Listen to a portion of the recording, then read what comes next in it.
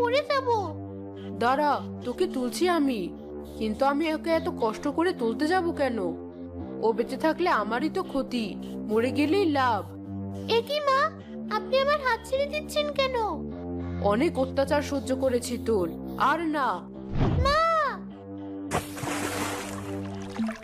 পড়েছে কুয়োর ভেতর, এখন কুয়োটা ঢেকে রাখতে হবে, কেউ যেন টের না পায়।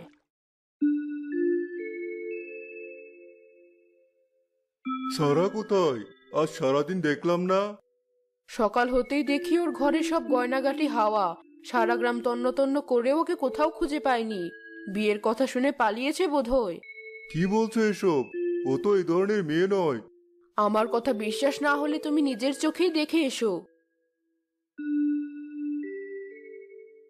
হায় হায়, তুমি যা বলেছ সবই তো দেখছি সত্যি। তোর পছন্দের কেউ আছে আমাকে বললেই পারতি। এভাবে আমাদের না বলে কোথায় চলে গেলি? তুমি মন খারাপ করো না। যে মেয়ে আমাদের মুখে চুনকালি মেরে পালিয়ে গেছে, তাকে নিয়ে এত ভাবার কি আছে?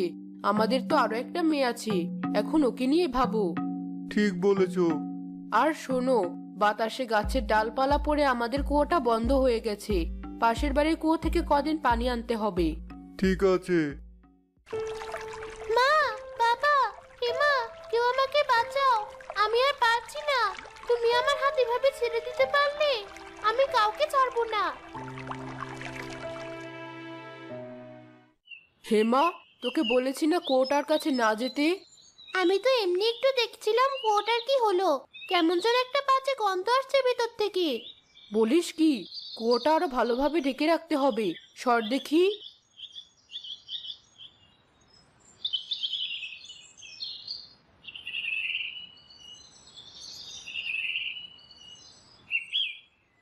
মা, সত্য করে বলো তো কাহিনী কি?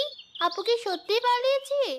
তোকে একটা কথা বলবো আজ আমি, কিন্তু তুই আর কাউকে বলতে পারবি না কথাটা, মনে থাকবে?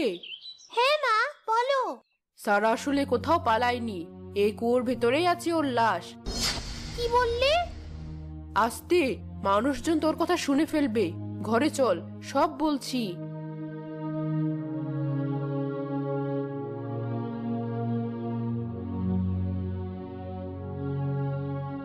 কি বললে মা? কেউ জেনে ফেললে কি হবে? কেউ জানবে না, তুই তোর মুখ খুলবি না। ওই কুয়ো আজীবনের মতো বন্ধ থাকবে।